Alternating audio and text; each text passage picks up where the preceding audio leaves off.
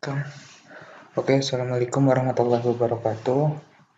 Perkenalkan, nama saya Govanda, dan kali ini saya akan menjelaskan mengenai geopolitik yang lebih mendalam lagi, yaitu tentang materi hubungan antara geopolitik dan ketahanan nasional.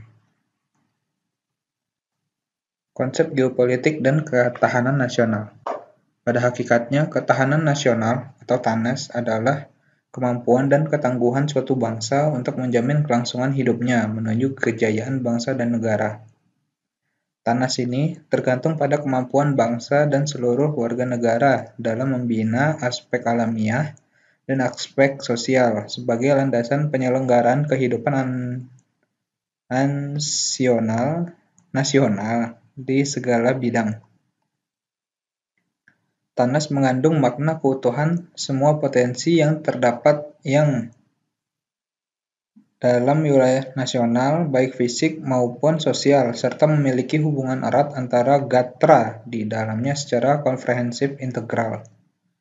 Dalam TANAS, kelemahan salah satu bidang akan mengakibatkan kelemahan bidang lain yang dapat mempengaruhi kondisi dan keseluruhan. Pengertian konsep geopolitik dan ketahanan nasional yaitu mencakup seluruh aspek kehidupan nasional yang diperinci dengan sistematika Astagatra. 8 aspek terdiri dari Trigatra, 3 aspek alamiah, dan Pancagatra, 5 aspek sosial. Aspek Trigatra atau disebut aspek alamiah adalah aspek suatu negara yang sudah melekat pada negara itu. Unsur-unsurnya tidak sama pada tiap-tiap negara. Oke, kita lanjutkan. Aspek Trigatra atau aspek alamiah adalah aspek suatu negara yang sudah melekat pada negara. Unsur-unsurnya tidak sama pada tiap-tiap negara. Trigatra meliputi aspek geografi. Yang pertama, geografi suatu negara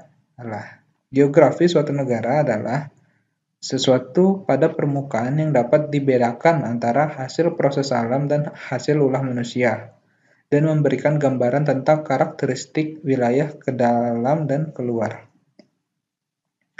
Menurut letak geografisnya, bentuk negara dapat dibagi negara yang berada di daratan dan lautan, atau keduanya. Contoh, negara yang dikelilingi daratan.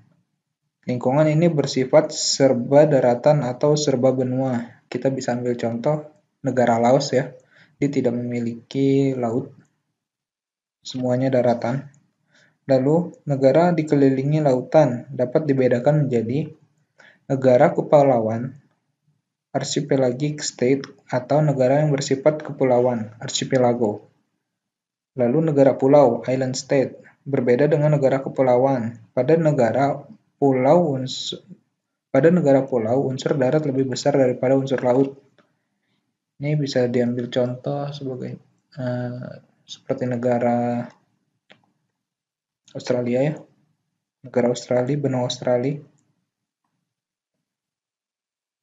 Lanjut, negara mempunyai bagian wilayah yang bersifat kepulauan. Negaranya sendiri bersifat negara daratan, tetapi mempunyai suatu bagian wilayah yang bersifat kepulauan. Ini tidak dapat disamakan dengan negara kepulauan. Circummarine state adalah negara yang komponennya hanya dapat dicapai melalui transportasi laut, sehingga di dalamnya terdapat Laut Mediterania. Geografi mempunyai unsur-unsur. Letak wilayah suatu negara ditentukan dari segi astronomis, bintang dan bujur. Luas wilayah suatu negara ialah luas daratan yang dapat meliputi luas daratan, lautan, landasan kontinen, dan ZEE, atau zona ekonomi eksklusif. Iklim suatu negara dipengaruhi oleh letak astronominya, sehingga ada negara beriklim tropis, subtropis, dan dingin. Bentang alam adalah wujud permukaan bumi. Perbatasan wilayah negara ditentukan oleh proses sejarah, kekuasaan politik, hukum, sosial, dan ketentuan hukum nasional, antara lain perjanjian perbatasan dan keputusan pengadilan atau mahkamah internasional. Lalu, aspek kekayaan alam. Kekayaan alam adalah sumber dan potensi alam dalam lingkungan, ruang angkasa, atmosfer, permukaan bumi, daratan dan lautan, yang berada di wilayah kekuasaan atau yurisdiksinya. Menurut jenisnya, ini kekayaan alam, menurut jenisnya ada hewani, nabati, mineral, contohnya seperti minyak bumi, uranium, emas, nikel, dan lain-lain. Lalu tanah, yang bisa digunakan sebagai tempat tinggal, tempat bercocok tanam, dan tempat berpijak. Lalu ada udara, yaitu sinar matahari, oksigen, karbon dioksida, angin, dan lain-lain. Lalu ada potensi luar angkasa, dan juga ada energi, seperti contohnya gas alam, panas alam, air artesis, dan geotermis.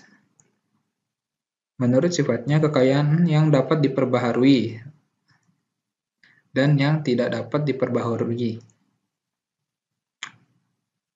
Dengan pemanfaatan kekayaan alam akan mewajibkan setiap bangsa untuk melakukan hal-hal sebagai berikut.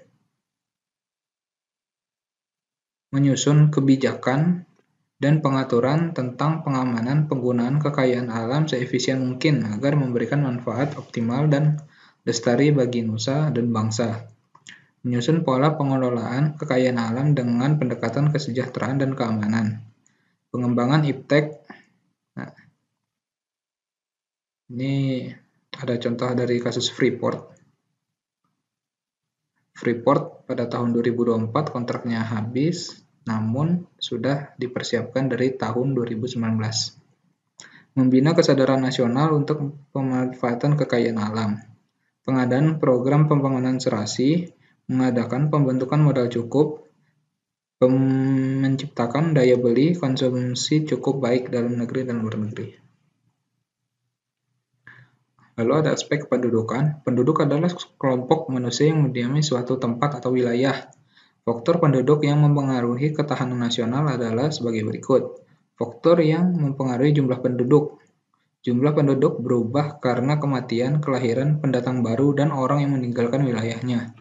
Segi positif bertambahnya penduduk, yaitu pertambahan angkatan kerja atau manpower dan pertambahan tenaga kerja, labor force. Segi negatifnya, apabila pertumbuhan penduduk tidak seimbang dengan pertumbuhan ekonomi dan tidak diikuti dengan usaha peningkatan kualitas penduduk. Ya. Lalu faktor yang mempengaruhi komposisi penduduk, yaitu komposisi adalah susunan penduduk menurut umur, kelamin, agama, suku bangsa, tingkat pendidikan, dan sebagainya. Susunan penduduk dipengaruhi oleh mortalitas, fertilitas, dan migrasi. Fertilitas sangat berpengaruh terhadap umur dan jenis penduduk golongan muda yang dapat timbulkan persoalan penyediaan fasilitas pendidikan, perluasan lapangan kerja, dan sebagainya. Ini adalah peta kependudukan Indonesia berdasarkan provinsi pada tahun 2010. Ini bisa dilihat bahwa penduduk terbanyak masih pada Provinsi DKI Jakarta, lalu diikuti oleh Pulau Jawa, ya, Jawa Tengah, Jawa Barat, Banten, Jawa Timur. Lalu yang agak sedikit kuning ini ada Sumatera Utara, Sumatera Barat, dan Sulawesi Selatan, Sulawesi Utara. Ya.